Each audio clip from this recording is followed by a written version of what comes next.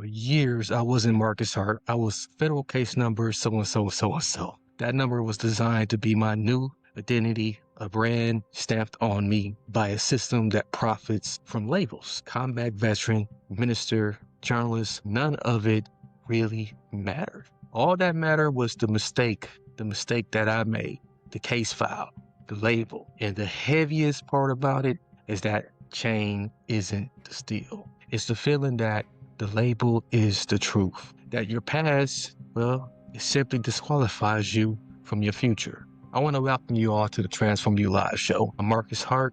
Today, we are not just here talking to a man who broke those chains. We're talking to a man who had a life sentence thrown at him at 20 years old and decided right after that to build a legacy instead.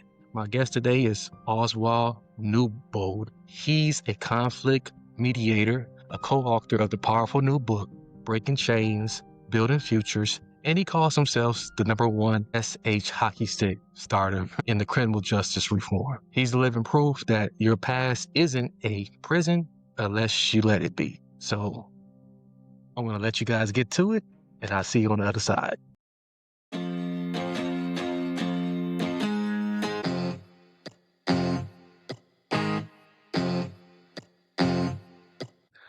Oswald, it's an honor to have you in the trenches with me today. Your story is a testament to the human spirit since the life at 20, growing up with the chaos of addiction, and now you're here as an author and a force for change. And this is the core issue for so many leaders listening right now. They have the same type of powerful story. So, take us back down memory lane, and let us know, how you got to where you are now. Oh, well, how far back do you want me to go? I guess I should Hey, ask you that don't have up to go. front. Yeah, it's as far as you like. Just a delicate dance. And in the book, Breaking Chains, Building Futures, I spoke about it. I started back from when I was 6 years Yeah. old. So I'm a kid that was born to teen parents. My mother and father young, so they still trying to learn life. Now they have a child to raise. I started out in the housing projects down in South Florida area in Palm Beach County. Riviera Beach, which is right outside of West Palm Beach. And to give that context, I guess I could say that what Compton is to LA, what Ferguson is to St. Louis, Riviera Beach is to West Palm Beach, to give its Oh yeah. context. Yeah. And Yeah. yeah. So I think people will kind of get where we coming from.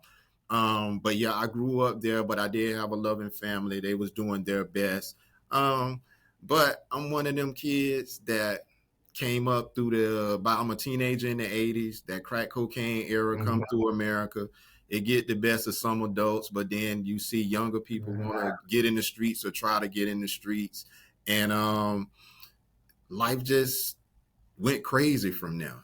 I mean, attitude, you're young, you think you know everything in life and have it all figured out, only to come and learn that, hey, when I was 15, I thought I knew everything and I didn't know as much as I thought I knew. Then you turn 20 and you realize, wow, I really didn't know as much. Then you turn 25 and keep going. Every day is learning.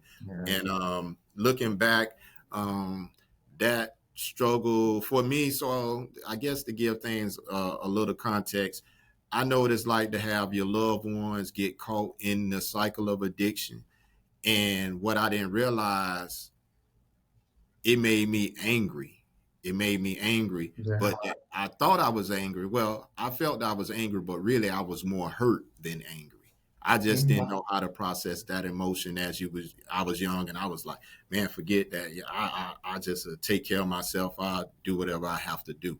But going to your own devices as a teenager, we don't make all the best decisions in that young life. And just fast forwarding, bad attitude, all that even would lead to me having a stint going through the justice system. The state of Florida gave me a good little vacation. And it wasn't no Holiday Inn or Hyatt either. But No. yeah, I walked that journey, and it took me 25 years, 1 month, 13 days to walk that journey. And I always share with people, I'm thankful to even be here to speak to you right now, because in Florida, they took parole off the books back in the year of 1983. So when you get Wow. sentenced, when you get sentenced to life in prison in Florida, essentially, and I always said, and the judge don't basically say you will be in a pine box when you leave prison. That's how I put that. So, yeah. So just thankfully staying in the law library, family going broke with lawyers. I was able to get the life sentences off of me. And then the sentence that I received was a 40 and a 15-year sentence running consecutive under the old system. That's what took me that long to do. But I'm thankful to be here. And I always said I had gave the guys my word because I stayed in the law library. I fought all the way to the end. And yeah, I fought all the way to the end, man. I had like 3 weeks left. Okay, y'all owe me some game time. I want that too. Like I just wanted it. But I gave the guys my word that I wasn't going to forget about them when I get out. And whatever I had to do as far as fighting the system, trying to make things better, that's what I come out here and do. And like even me sitting here talking to you is just me delivering on my word that I gave people that I was going to come out here and strive to make a positive difference in that space. So thank you, Marcus, for having me on. So hopefully that give us a little springboard. That's my backdrop. Yeah. That's definitely, man, and impressive, and it's inspiring and very empowering, and just to hear how the state of Florida has changed since the time, and you was able to find a way to advocate on your behalf, and not just get lost in that system. It is very hard, like man, I give praises to God too, just for you, being here, yeah, there's so many that's still behind bars who has no clue where to start when it comes to like fighting back and getting back their freedom. I want to build a little bit. There's three core steps to architecting a platform of authority, and you have to plant your flag. And your story, it has several different lessons in it. But you have to choose the one hill that you will die on. You can't be an expert on resilience. That's too broad. You have to be an expert on a specific solution. So, how did you plant your flag and decide which specific part of that massive system you were going to dominate and hold? Wow, that's a simple but complex question right there. So when you Yeah. ask me why I plant my flag, why you meaning like what made me choose the industry I'm in, or what principle I stand on? Give me a little clarity so that I could go ahead and give you the best answer. Yeah. So being defined as an inmate to a conflict mediator and a criminal justice reformer, that's a powerful shift in itself. You know, um, where did you where did you plant your flag and decide that like, no longer I'm an inmate, but I can still use part of that, to help me be who I am now. Oh, well, they gave me the title of inmate. I never accepted the title of Right. inmate, right? So, because what I already know, even though we may be in a prisoner uniform, even in the prison, they could have took us out of that uniform and put a suit on us. So that title, at the end of the day, I knew I was a man, whether I was in prison, whether I'm out here in a suit, whether I'm in swimming trunks out at the beach. I know I'm a man. So I never lost my title as a man. And that's why I just carried myself that way. And I just accept that, hey, life choices got me where I'm at. Just moving forward, I'm going to make better choices so I don't give these people back my life, so they could call me an inmate, so they could treat me like an inmate. Yeah. And I got to follow their instructions. So I think just me staying true to like being a man helped me just get to this moment right here. I agree, and that becomes part of your authority. When you can just bring it back to that realization, and develop a framework behind that, and the intellectual property itself exists outside of your head. All of the things that you bring to the table, and the concrete proof that makes your authority non-negotiable. And your new book, the Breaking Chains, Building Futures, that's a perfect example of this. And from what I understand about it, it's not just a story; it's more of a strategic asset. So, why was it so critical for you to forge your experience into a tangible asset like the book, instead of just continuing to tell your story? Well, actually, I'm thankful to Dr. Stanley Andresi for bringing this together because he actually asked me, well, just to give a little context to the book, they was asking Dr. Andresi to tell like success stories from people who've been through P2P. Mhm. And he felt that it wasn't right for him to tell our story. He felt that the individuals need to tell their own stories. So I decided to go in with that, with the collection of authors, and tell my story. And what we were focusing on is the role of education and mentorship, how it has played a role in your success. And that made me go into something that I hadn't really gave voice to, about going to my experience all the way back to elementary school. But now I'll let the readers, you have to get the book to really read my story. But what I will say to you is, I went through a training and they said your life is your story and no one else has the right to tell it. So if we want for our story to be told, we have to have the courage to tell it, even the good, bad, and ugly of it. Right. So then I realized that, yeah, that is it. And believe it or not, intellectual properties is where I want to hang my hat anyway. Right now, I got about maybe eight and a half books, that the rough draft in there, everything from inspirational books to workbook. My family is so mad at me right now because I haven't published them yet.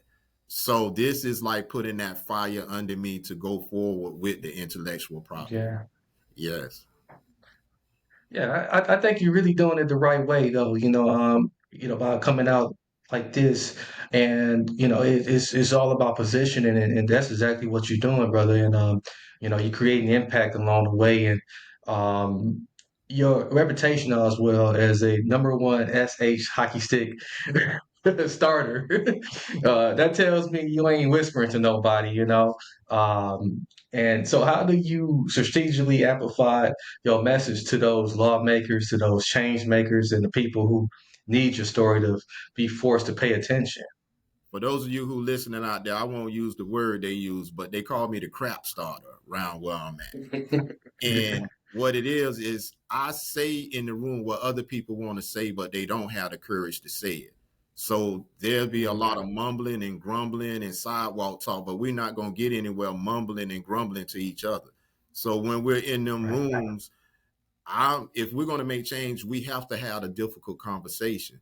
What I have learned about that fight is how to use diplomacy when in there fighting in there, because sometimes we get in there and we just pointing fingers and we just venting. So I strive to be articulate. I strive to have my facts and my data, because it's two sides to data. Most people get the data for what favors them, and most times through the criminal justice system, they pull the data that's negative. Like for instance, Marcus, Right. let's say recidivism. First of all, how they count recidivism, different places count it different ways. Some count it when you catch a new charge.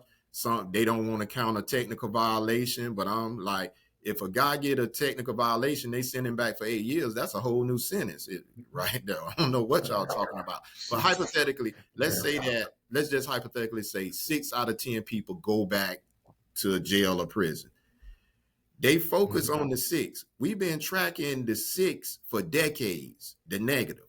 Yeah. What are the 4 doing that led to their success? We need to do more of what the 4 is doing and duplicate that, and that would impact the 6. We don't never want to talk about the 4. You and I are part of the 4. You and I are the 4. They don't want to talk about us. They're going to talk about that 6 all day. So when we get in there, it's also bringing to the forefront those impacted by this need to have a voice, not be a token piece in there. I'm not a token piece for anybody. You're not going to bring me in just to say, oh, we got somebody justice impacted. No. I'm not going to sit in the table and sit silent. They have to get somebody else to tap dance. I'm not a tap dancer. But when I'm in there, and I strive to have an open mind with it. You strive to make a win-win situation, even though we know that it's already a lot of laws are biased and they target certain communities. But to get in there, I get in there and fight. I just get in there. I get in there and fight. And I notice how money changes some people, where when people get like funding or they don't want to step on toes, we got all the passion when we broke. But when we get the money, we don't want to step on toes. But I don't want no money from you if I can't do what I'm doing. You know what I'm doing. So those who gonna give me a couple coins, they gonna have to know what I'm doing up front to be able to move Yeah. like that. I guess I'm still got the voice because I got all of the willpower, but I don't have the funding. But that don't stop me from fighting because I do get to sit at many tables where they do listen, and I use my voice wisely. I don't squander it away because it's not just about me. I'm anybody impacted by the system, whether they out or still in. We being a voice for the voiceless of those who don't have the courage. So I use it wisely, and yeah, and I don't be quiet. I be quiet in the beginning, and I let people commit to their chain of thought. But once I crank up, boy, that shark fin come up out the water. It's on right there. I like that. I like that. To your point too, the four, versus the six, like it's sometimes it do feel like it's by design, and then they do a lot of lip service, and and like you said, they'll take one of us and put us in front of people and expect us to be that token, be that one that they can you brag about, but don't copy the formula. Mm-hmm. There's a formula, you know, uh, that most of us, have, and it's that grit, that urge to be resilient and to, be willing to not stop fighting, and you exemplify that. That you got the one to to stop fighting and just do it according to how someone else says to do it. We not built to be following some template that has proven not to work. Right. And I think if with your advocate, with you advocating the way you are, um, and you say you're getting some people to listen, that's huge, man. That's real huge. And It's a fight though, at some Marcus. point, It's a yeah, fight, it's a fight. Marcus. It's a fight. Yeah. Yeah, it's a big engine. It's a big engine that you're fighting against, and so I and that's the part that most people forget. Like it ain't just the alderman, it ain't just the mayor, it ain't just the chief of police, it ain't just the probation office. It's all of It's a system. it. It's systemic. And Yeah, it's a system. so what I'm striving to do too is pull my brothers and sisters that's impacted by the system, even the ones who get into the data. We need to look at the data that's not being collected. And that's the Yeah, positive side, because we always pull the negative side. We need to look for those positive outcomes and duplicate more of that, or we need to talk about what's not being talked about. One last example, real quick: the classroom to prison pipeline. They talk about that. So they give this standardized yeah, test, and based on these test scores dictates how many jails and prison they're going to build 10, 15, 20 years from now, however the thing works. hmm, If you got a sophisticated enough program or indicators to know how many jails or prisons to build, that means you also know what that child needs to be able to bring them up yeah, so that they don't need to be somebody, they won't be somebody that go to jail. You won't talk about what the child needs that's going to prevent them from going. So guess what? You hmm, want the benefit. We benefit off of other people's hardships in life. That's how it is. yeah, And so that in itself is, it's up to us to say, hey, okay, you're right. When a child is behind and they just get behind every year to a point they give up, and maybe they options are low for income, and they might get into crime. But guess what? If we know that, we know what that child need, and why wasn't that child given what they needed to prevent that? That's the question right yeah, there. So the classroom to prison pipeline talk is just going, but nobody is fighting about, okay, if we know that's what's going to happen, why we not doing any preventative measures then now, or counteracting it exactly. right there? So I think that's where Yeah, the voices of people like me and you and those impacted by the system come in, because we don't want to see the next Marcus or Oswald having to hmm, talk about, letting them have a podcast about something else. They shouldn't have to have this talk like this. They should be talking about some other great yeah, things in life, because Oz and Marcus got out there and fought it, and they helped them out, and that person didn't have to go down that path. So that's just what I'm thinking in my Yeah. mind. Yes. Man, that's very noble of you to say that. Like, it's all about capturing those who's coming behind us, and so that they don't, make those same mistakes. But which, like you said, it's prison to pipeline. That's how it's been historically for a while now, and there's enough historical data to say, okay, let's redirect this person this way. Let's take this student and put them over here. It's there, So there's no more excuses for a lot of these people in these positions to keep on giving us the same song and and rocking us to sleep slowly at the same time. Yeah. Um, so yeah, man. At what point did you just decide to say, okay, I got myself through, but it's time to pick others up and start building the futures of other people.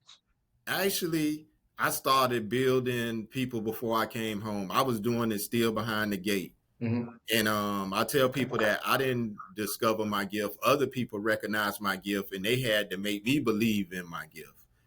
And once I did that, I was pouring into people before I even came home. So it was just like secondhand nature once I came home. I mean, I remember times of when I was going out to the rec yard to get me some rec, go to work out. And I end up walking the whole yard with a guy just walking the track with him, like he processing and unpacking a lot. And it means something to him. It set their life on a Hmm. different track. And I don't think much of it, but I'm actually seeing the results of pouring into people. So it started from I just didn't know how I was going to be able to carry it out here. So when I got out, it was all about survival. I need a job. I got bills. So I was there, and the person who's my supervisor now, that's my boss, he saw what I was doing in the community for free after I got off my 9 to 5 job. And he like, oh, you could get paid while still being able to help people. You come over here with us. But I wouldn't move. He was trying to recruit me for 2 years. And I wouldn't move because it was less money in that work. And I Yeah. always say it's less money in that work. And when I finally decided to move for the purpose and not for the money, everything just opened up. Because when I was about to transfer from one department, I'm a city employee, and when I was about to transfer from one department to over to the reentry center where I'd be able to help people, the deputy city manager, she said, "Hey, Oz, I got your paperwork. You going over to the reentry center?" I say, "Yes, ma'am." She said, "I noticed that the pay is lower. I'm gonna make sure that you take your same pay over there with you." And it worked out. It worked out just like that. So I didn't even lose Man. when, yeah, I was worried, but I had made up in my mind to take less money for peace of mind and to be able to help people, and it worked out. The higher power, it looks Yeah. out when you move for the right reasons, it will work out. Oh yeah, it becomes divine appointment at that point, man, and it certainly it definitely works out that like that when you like pretty much built to do something. You built to do this, and that brings me to my final question is just do knowing what you know now, do you think is very important to have people who has experienced what you have experienced in these type of positions to ensure that we can move the needle more than what it has been moved over the years. Oh yeah, most definitely. So how they say, I always mess it up. They say what, nothing for us without us or something. They got a saying Yeah. something like that out there, and I believe that's true. But I think we still have to choose why. Just because you're just as impacted, don't mean you're ready to lead. Just because you did time, don't mean you ready to help others. If you can barely help yourself, how are you going to help others right then? So I think what we have to do is, people impacted by the system do need to come to the forefront. We do need to be in leadership, or we do need to at least be in decision. We need to be in decision making capacities, or have some type of influence there. And we have to use it wisely, because we could make 50 steps forward, and all it takes is one wrong move for us. It's going to set us back 200 steps. because Mhm. it's That's already a right. fight. We having to fight to get. As a matter of fact, let me take them 50 steps away. It's hard to get 2 or 3 steps up. Hmm. So if just one mess up, they're gonna still put us back 200 or 300 steps, and we got to fight our way back to there. But yes, it's imperative that we be in leadership, we be in there, but we have to be built for those moments, because a lot of times we get in a fight, we thinking about self. We got to think about the whole. It's me, it's you, it's our brothers and sisters that's behind the wall. It's the ones awaiting a trial. It's the ones who really that's in that class that's about to take that standardized test that the teacher already got in their mind, like, oh man, he ain't gonna amount to nothing one day. Just he'll take the test. So it's bigger than it's yeah. I seen how you had initially closed your eyes on that, but yeah, it happens, and Yeah. it happens. Yeah. It happens. Yeah, man, I witnessed it. I know relatives, I know friends, who's been in that spot, and it didn't go right for them, because they didn't have nobody to like grab them and say, hey, this is the right direction.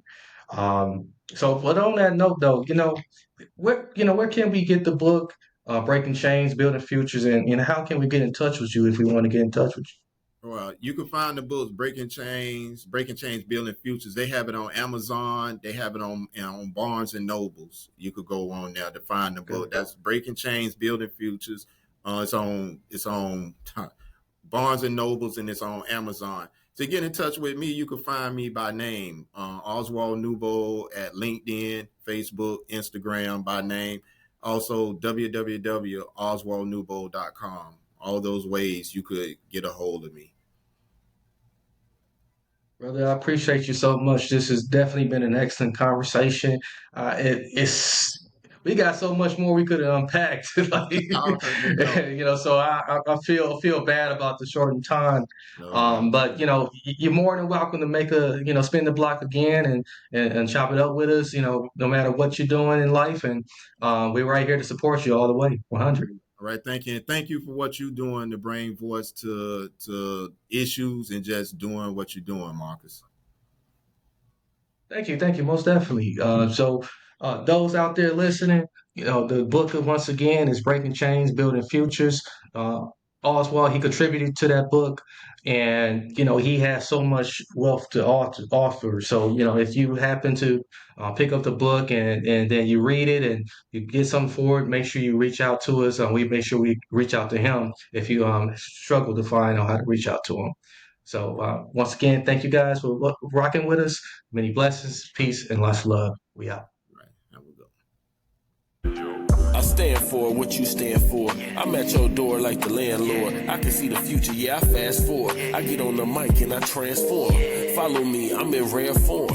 Follow me on this world tour. The asteroid that you can't avoid.